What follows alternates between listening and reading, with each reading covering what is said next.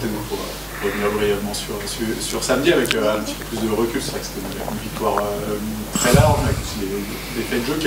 Comment tu l'analyses aujourd'hui, cette victoire, avec un petit peu plus de recul?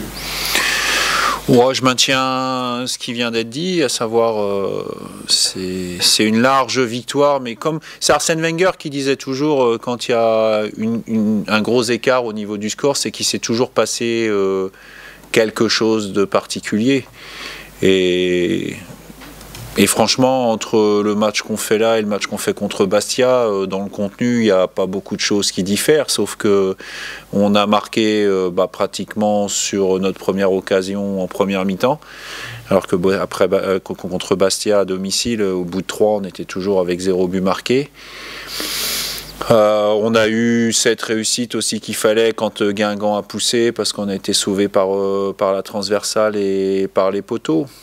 Voilà, à partir de là, je pense qu'on a bénéficié aussi parce qu'on a fait ce qu'il fallait, hein, bien sûr, hein, mais on a bénéficié aussi du fait qu'ils avaient joué le mardi, et je pense que physiquement, on est une équipe qui est plutôt bien. Et puis les entrées en jeu ont fait la différence, parce qu'il y a du dynamisme qui a été apporté, ajouté à la confiance qui s'était installée dans l'équipe, et puis l'équipe en face moins bien. Après, voilà, c'est Guingamp, c'est un Guingamp très diminué. Faut apprécier, j'apprécie, je suis très content d'avoir pris 3 points, qu'on ait marqué des buts. Mais il faut garder aussi beaucoup d'humilité par rapport à cette victoire, et puis surtout bien se préparer pour le combat qui nous attend contre Pau samedi. Parce que c'est une équipe qui a aussi des qualités et qui est très difficile à manier. C'est important d'avoir la bonne lecture d'une victoire large comme ça, pour ne pas tomber dans une facilité, j'imagine quand on vient 4-0, même l'environnement de tout le monde s'extasie un peu, quoi. C'est exactement ça. Bon, d'ailleurs, pour rien vous cacher, il a fallu quand même dès mardi remettre les choses un peu au clair, parce qu'on sentait beaucoup de joie encore dans le vestiaire. Mais c'est toujours dangereux, parce que de cette joie, la joie comme ça un petit peu excessive, elle exprime aussi du soulagement, mais à être trop soulagé, on en oublie de se préparer et de garder un certain niveau de concentration et d'exigence pour la suite. Voilà, c'est la nature humaine, hein, tout simplement, hein, on est tous un peu pareils. Donc faut être vigilant. Voilà, j'ai trouvé les gars, une fois qu'on a remis un peu les choses au clair, concentrés, impliqués comme d'habitude. On a la chance d'avoir un groupe qui, je pense, qu'il a un très bon état d'esprit, et on compte beaucoup là-dessus pour parvenir à nos fins d'ici la fin de saison. Le fait que 4 joueurs différents marquent aussi, est-ce que c'est comparé de problématique au niveau de l'attaque, il y a une diversité dans les auteurs de but, donc c'est très bien. Après, c'est arrivé, enfin, je ne vais pas dire que c'est arrivé une semaine trop tard, parce que je suis content que ce soit arrivé, mais avant Bastia, c'est ce que je disais aussi. Je disais, enfin, on a un banc avec la possibilité de pouvoir faire des changements offensifs, ce qui était la première fois depuis le début de la saison. Non seulement on a pu les faire, mais en plus, ça s'est concrétisé au niveau du tableau d'affichage. Alors après, il y a bien sûr ces excellentes rentrées, mais il ne faut pas oublier non plus ce qui a été fait avant. C'est bien, parce que ça instaure aussi de la concurrence. Forcément, ceux qui jouent peu veulent jouer plus, ceux qui jouent plus veulent continuer à jouer plus, mais il leur faut aussi avoir cette efficacité. Et pour en avoir déjà parlé avec certains, je pense que c'est ce qui a fait notre force la saison passée, c'est que à chaque fois, ceux qui étaient sur le terrain maintenaient un niveau d'exigence, et quand il a fallu les enlever pour blessures notamment ou suspensions, ceux qui prenaient le relais étaient au même niveau d'exigence. Et ça, c'est important dans le fonctionnement d'une équipe tout au long de la saison. C'est la première fois de la saison, l'année dernière, tu faisais parfois avec les changements de changer le duo d'attaque en cours de match. Là, c'est la première fois de la saison où tu peux le faire vraiment. C'est aussi par rapport au jeu qu'on demande. Il y a des postes qui sont un petit peu plus exposés, et les attaquants en font partie. Donc on a cette envie de presser, de jouer haut.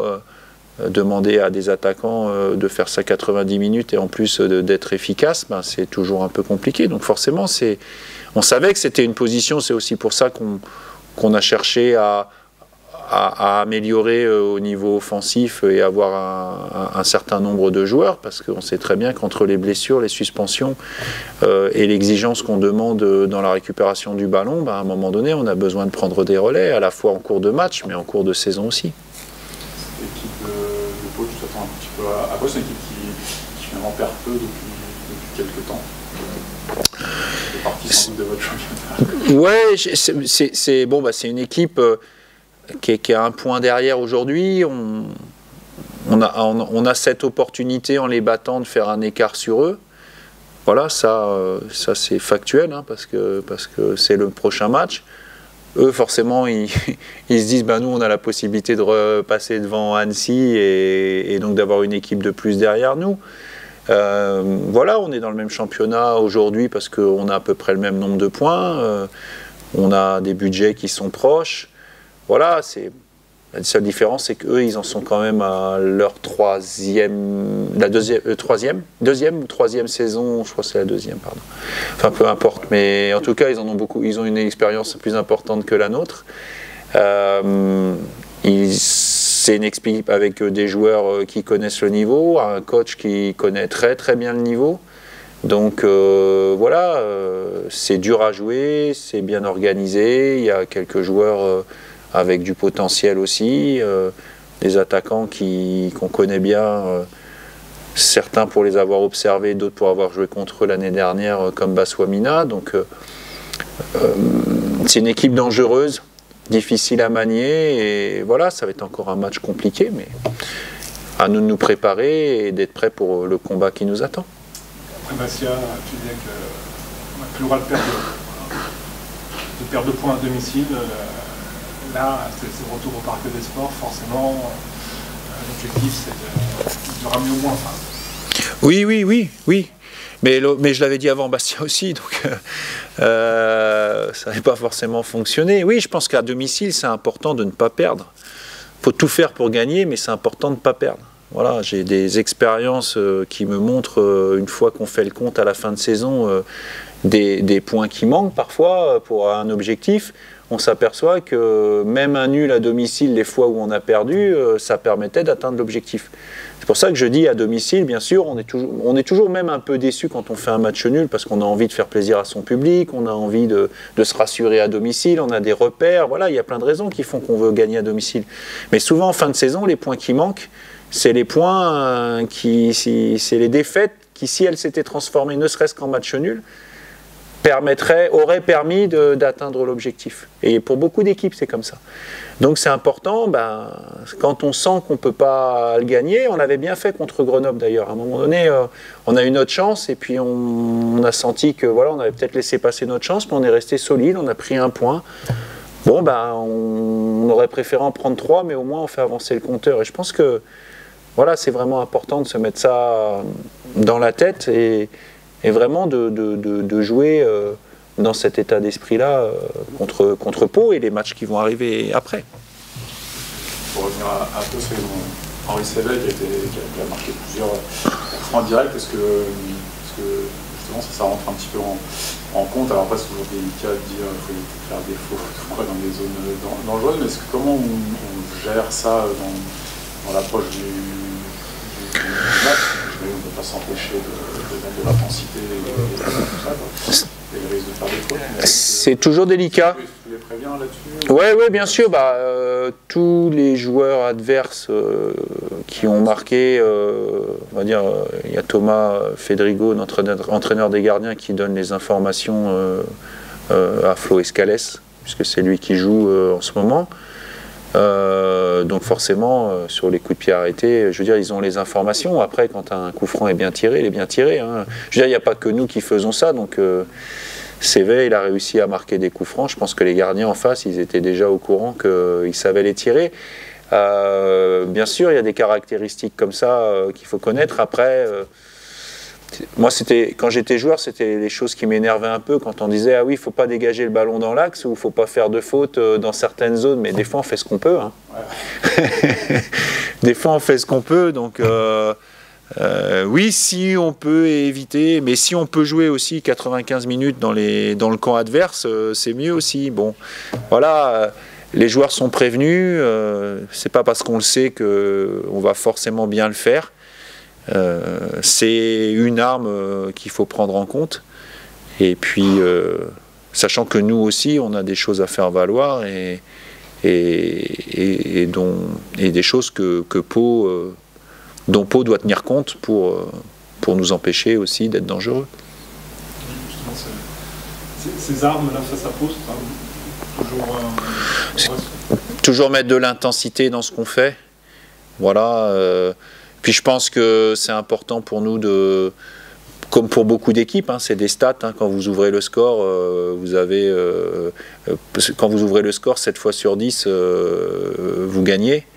Bon, ben, c'est sûr qu'aujourd'hui, avec des équipes qui sont très proches, voilà, le niveau entre Pau et Annecy aujourd'hui est proche. Hein, il suffit de regarder le classement.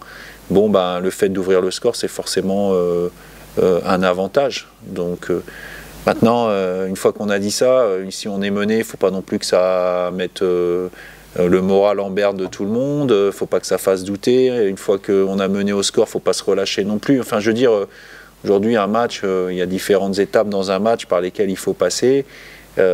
C'est une étape, c'est souvent des étapes de montagne. Des fois, il faut savoir, quand c'est un petit peu plus difficile, de faire le dos rond et puis ne pas encaisser de but. Voilà, on s'est préparé, et on va continuer à se préparer, parce qu'il reste encore 2 séances à faire. Et puis c'est mettre les joueurs dans les meilleures conditions et les meilleures dispositions mentales aussi pour qu'ils abordent le match avec beaucoup de confiance et l'humilité nécessaire pour être prêt à se bagarrer. Parmi les bonnes entrées à Guingamp, il y a Romain notamment qui est décisif par des passes. Est-ce que c'est vrai qu'il a été absent longtemps, il a fait 2 rentrées, est-ce qu'aujourd'hui il aurait assez de rythme pour se limiter, c'est trop... Romain aujourd'hui, au même titre que Steve Chamal, au même titre que Kevin Testu qui sont rentrés, j'oublie pas Ibra Baldé qui n'est pas rentré lui, c'est des joueurs, que ce soit pour ce match-là ou pour les matchs précédents, qui à partir du moment où ils sont dans le groupe, ils peuvent postuler au fait de démarrer. Alors forcément, quand vous avez des joueurs de manière spectaculaire qui ont été efficaces, et en plus c'est l'impression sur laquelle on reste, bah, ça interpelle. Voilà. Maintenant, vous imaginez bien que je ne vais pas vous dire ce que je vais faire. Et deuxièmement, voilà, je dois prendre en compte pas mal de choses, mais le fait effectivement d'avoir des joueurs qui, grâce à leur travail, leur état d'esprit et puis leur potentiel, ont été efficaces, c'est évidemment des choses dont il faut tenir compte pour mettre en place la stratégie de samedi. C'est vrai qu'on a l'habitude de dire qu'après un très bon résultat à l'extérieur, l'idéal c'est de concrétiser à la maison, en plus avec l'importance de ramener les points à la maison, c'est un petit peu la situation dans laquelle vous êtes. C'est exactement ça. Bon, et puis on est dans un championnat... on va dire entre la 11-12e place et la 20e, quand vous gagnez 2 matchs d'affilée, ça vous fait faire des bons au classement.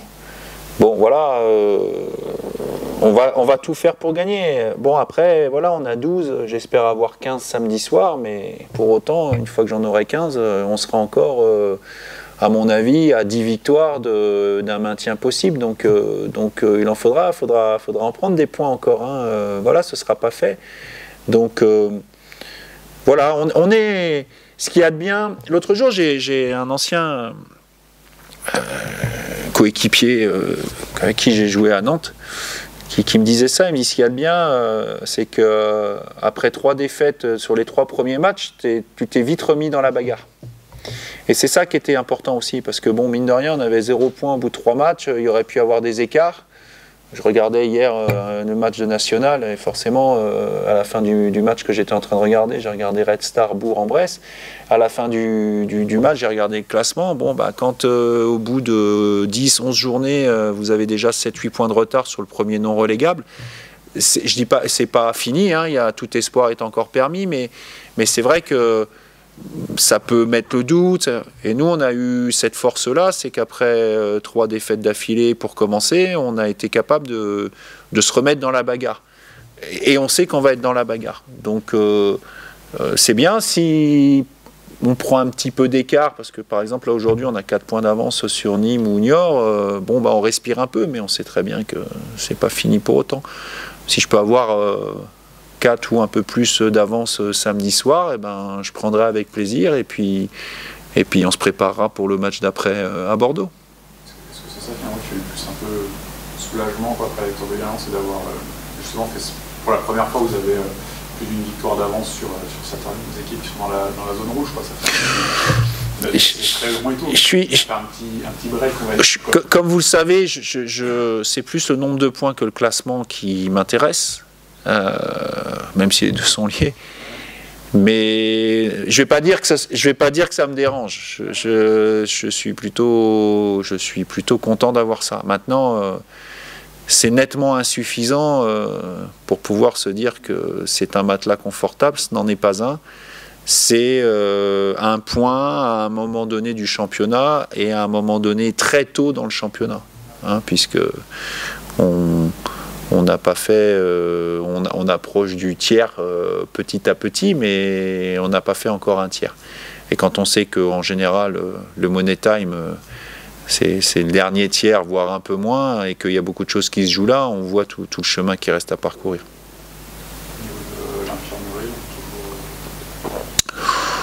On a des petits bobos, mais rien de grave. Toujours nos absents longue durée, Flippono et Farad.